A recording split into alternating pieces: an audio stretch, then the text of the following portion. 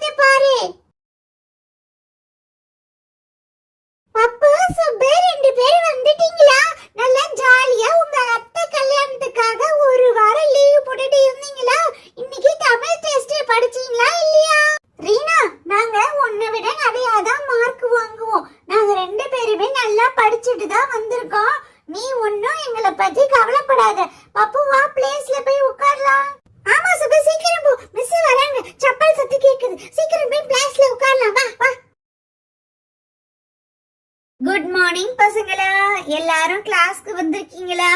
யாரும் ஆப்சென்ட் ஆகலையே. இன்னைக்கு தமிழ் டெஸ்ட். இன்னைக்கு ஒழுங்கா யார் எழுதுறாங்களோ அவங்களுக்கு பிரின்சிபல் மேடம் பெரிய கிஃப்ட் தருவாங்க. ஓகேவா?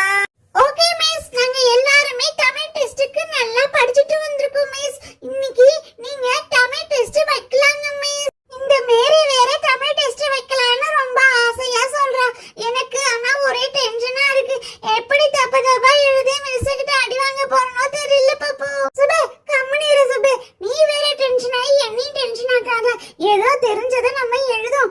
எழுத்து கூட்டி கொஞ்சம் கொஞ்சமா எழுதிக்க வேண்டியதான். பசங்களா, ஃபர்ஸ்ட் நம்ம அட்டனன்ஸ் எடுத்துடலாம். அதுக்கப்புறமா நான் பேப்பர் தருவேன். நான் சொல்ல அழகா நீங்க எழுதணும். யார் அழகா எழுதுறாங்களோ அவங்களுக்கும் பிரைஸ் உண்டு. மிஸ் வேற பிரைஸ் கிஃப்ட் அப்படின்னு என்னென்னமோ சொல்றாங்க. அழகா எழுதி நம்ம எப்படியாவது 3rd பிரைஸ்க்குள்ள வந்துடணும்.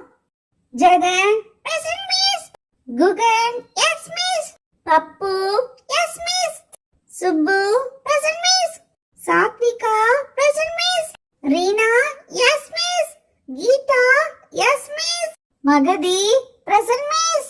சரி பசங்களா, அட்டெண்டன்ஸ் எடுத்து முடிச்சாச்சு. நான் இப்ப பேப்பர் தருவேன். நான் சொல்ற வார்த்தையை நீங்க தப்பு இல்லாம அழகா எழுதணும். சரியா?